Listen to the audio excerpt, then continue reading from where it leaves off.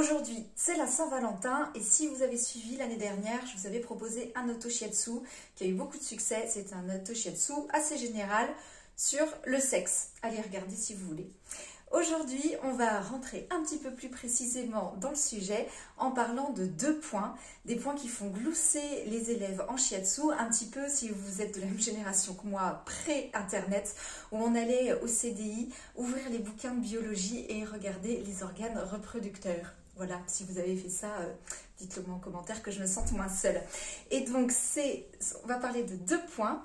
Ou en tant que formatrice shiatsu, je répète plusieurs fois que non, en shiatsu, on ne va pas les travailler, absolument pas. Il y a toujours un étudiant de première année ou de troisième qui dit « Mais quand est-ce qu'on va faire ces points ?»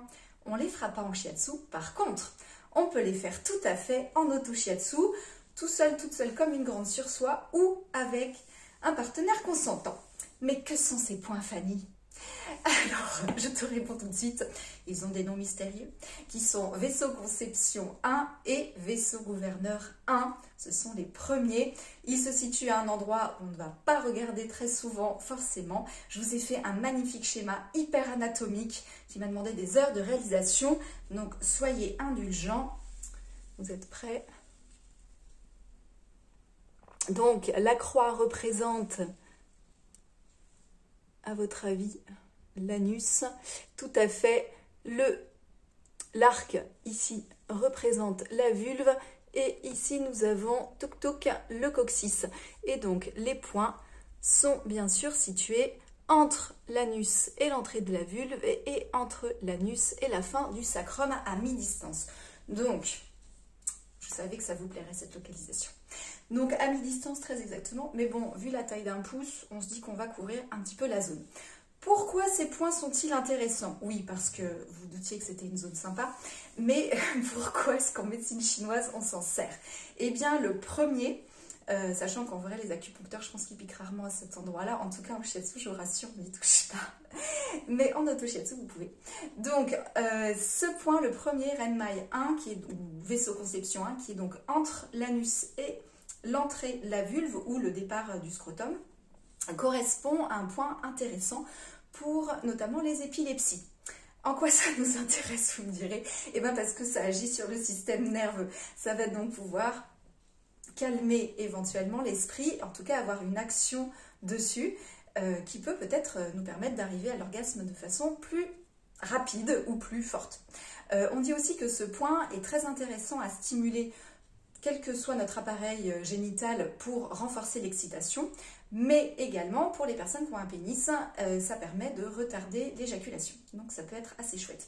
On dit aussi que ce point est très bien à stimuler, donc à masser ou à tapoter, faites-vous plaisir, soyez créatifs, pour les problèmes de prostate et même justement éviter d'avoir des problèmes de prostate, donc le faire après l'éjaculation, venir voilà, le faire des petits cercles comme ça, un petit peu sympa. Sur cette partie-là, ça a de bons résultats. Le deuxième point, donc situé entre la fin du coccyx et l'anus, donc vraiment à ça d'écart, j'ai envie de dire.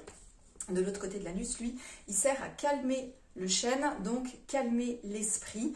Et il s'appelle, je l'ai noté parce que je sais que ça allait vous faire rire, il s'appelle long et fort.